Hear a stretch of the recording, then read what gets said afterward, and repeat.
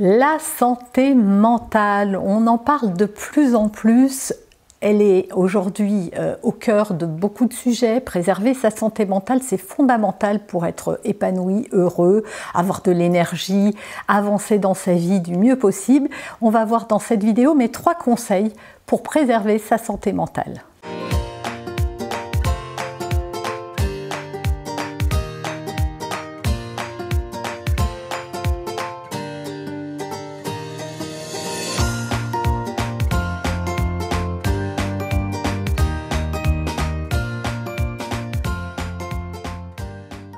Bonjour, je suis Noémie de Saint-Cernin, votre coach en développement personnel et en parentalité. On va parler santé mentale aujourd'hui. Alors mes 3 conseils tout de suite. Mais avant, je vous propose de télécharger gratuitement la fiche récap ou mon cadeau aussi. J'ai des coffrets pour vous. Les liens apparaissent sur la vidéo mais également dans sa description et en barre d'infos. Alors, la santé mentale, comment la préserver? Donc, premièrement, c'est en ayant tous les jours des bonnes habitudes pour son corps. Voilà, une santé mentale, même si on parle de mental, le mental c'est quand même très directement lié à votre corps et votre esprit sont liés. Si votre corps ne va pas bien, eh bien c'est un véhicule, hein. Si vous lui donnez pas les bonnes choses, eh bien il avance pas bien et vous pouvez pas être bien en ayant une mauvaise hygiène de vie. Activité physique, alimentation équilibrée, bonne hygiène de vie, c'est fondamental. Ça ne veut pas dire qu'il ne faut pas se faire plaisir, mais boire tous les jours un verre de vin et boire un verre de vin le week-end, ce n'est pas la même chose. Manger du chocolat de temps en temps et manger du sucre tous les jours en grosse quantité, ce n'est pas bon pour votre corps, ce n'est pas bon pour votre énergie, ce n'est pas bon pour votre tonus, ce n'est même pas bon pour votre mental, contrairement à ce que ça voudrait bien vous faire croire, puisque souvent quand on se sent pas très bien, on va chercher du sucre pour se réconforter, mais c'est pas le sucre qui va vous aider en fait à retrouver votre énergie, bien au contraire. Un mode de vie sain et équilibré favorise un bien-être global. Je vous apprends peut-être rien, mais ça va sans dire, mais ça va mieux en le disant. Un bon sommeil aussi, se coucher très tard tout le temps, traîner devant la télé jusqu'à je ne sais pas quelle heure, ça ne peut pas vous aider à ensuite avoir les idées claires et avoir du tonus et de la vitalité. Deuxième chose, autorisez-vous à vider les poubelles. Alors ça veut dire quoi? Je ne vous parle pas des poubelles qui sont dans votre cuisine. Parce que si, mais le parallèle est quand même intéressant. Si vous laissiez les poubelles s'accumuler dans votre maison, à votre avis, qu'est-ce qui va se passer dans 3 mois? Vous ne pourriez plus mettre les pieds chez vous. Vous auriez des rats partout, ça sentirait mauvais. Eh bien, vos émotions, c'est la même chose. Si vous les gardez à l'intérieur en permanence, eh bien, c'est pas qu'elles pourrissent et que ça sente mauvais quand vous ouvrez la bouche, mais elles viennent créer du mal-être à l'intérieur de vous. Tout ça s'accumule, tout ça fermente, tout ça reste en suspens. Et donc, exprimer ces émotions de manière saine, parce que parfois, ce que ça fait aussi, c'est que ça sort, mais que ça sort mal, au mauvais moment, face à la mauvaise personne et dite de la mauvaise manière, parce qu'au lieu d'exprimer vos émotions, vous exprimez des frustrations et donc les personnes qui sont en face souvent ne comprennent pas, ça vous culpabilise ensuite de vous en être pris à des gens que vous aimiez, etc., etc. Donc ça n'a rien de positif, de constructif. Libérer ses émotions, c'est ne pas rester avec ce qui vous contrarie, ce qui vous peine, ce qui vous angoisse, ce qui vous stresse. Voilà, c'est important de les exprimer et de les exprimer sainement.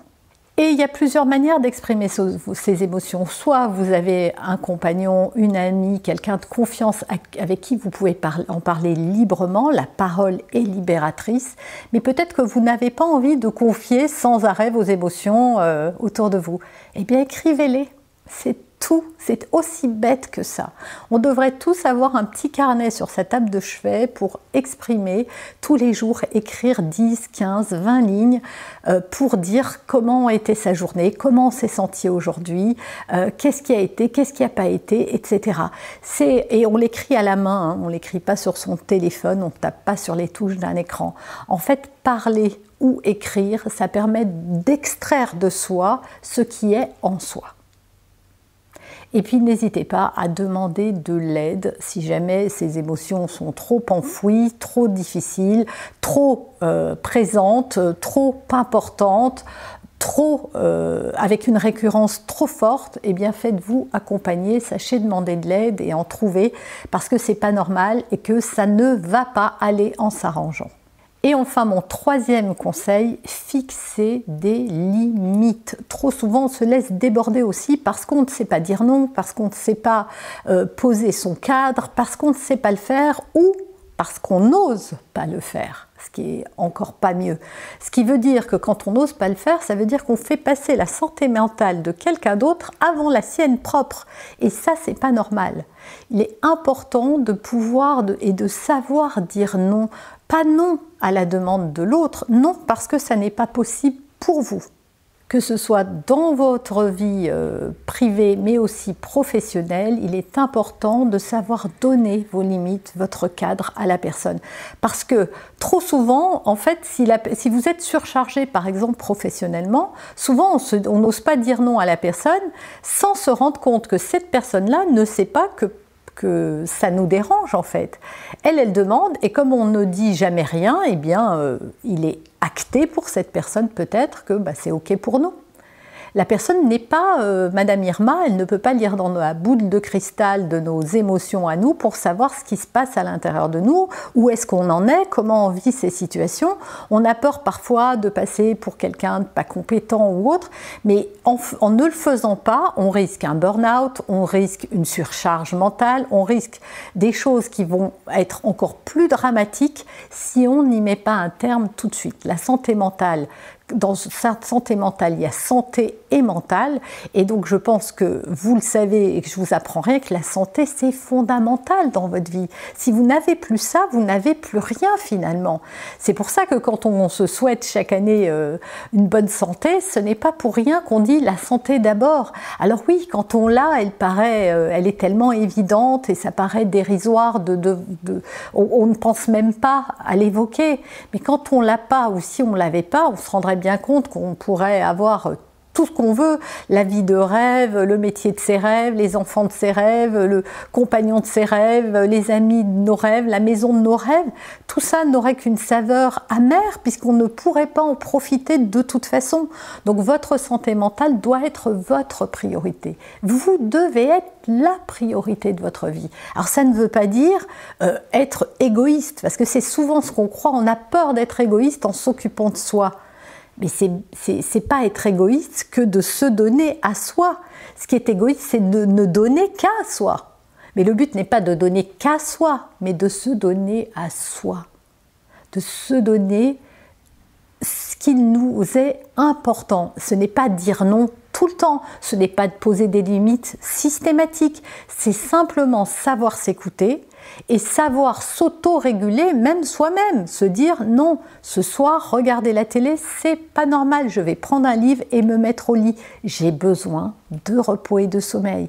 Oui, cette pizza, ce burger me fait envie, mais mon corps là a besoin d'une bonne soupe bien chaude et de vitamines et de minéraux. Voilà, c'est à nous-mêmes de venir mettre les limites qui sont bonnes pour nous, pour préserver cette santé mentale.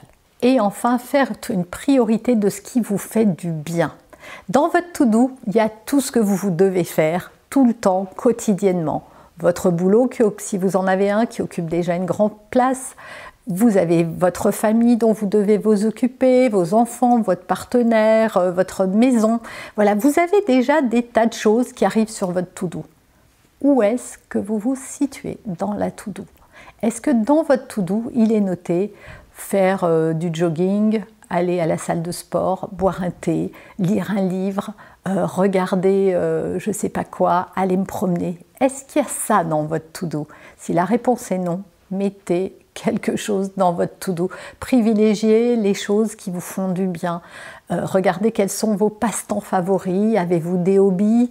Avez-vous des choses qui vous tiennent à cœur, que vous avez envie de faire? Et vous pouvez intégrer vos enfants dans ces hobbies. Voilà, je ne sais pas si vous aimez cuisiner, faites-le en famille.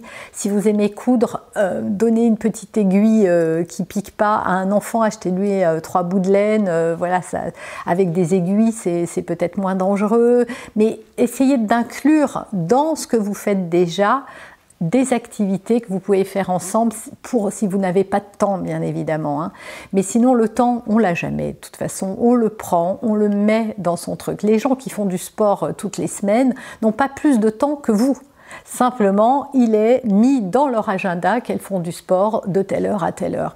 Et bien, c'est comme ça. Si vous mettez un rendez-vous médical dans votre agenda, vous allez y aller. Donc, fixez-vous des temps pour vous, pour vos loisirs, pour ce qui vous fait du bien dans votre agenda. Voilà pour la santé mentale. J'espère que ça vous aura inspiré à vous donner du temps, à vous mettre en priorité dans votre vie, à vous consacrer du temps d'introspection aussi, du temps de qualité pour vous, de savoir voilà, prioriser ce qui est important et de vous mettre au cœur de votre vie. Parce que quand on va bien, on est un meilleur être humain pour les autres aussi. Donc ça n'a rien d'égoïste, au contraire, parce que tout le monde va en profiter. Quand vous serez plus épanoui, quand vous serez plus heureux, quand vous serez mieux dans vos baskets, forcément ça va rejaillir autour de toutes les personnes qui vous côtoient. Voilà pour cette vidéo. Si vous avez envie de continuer à m'encourager, eh bien abonnez-vous, téléchargez la fiche récap et moi je vous retrouve très vite pour un prochain sujet.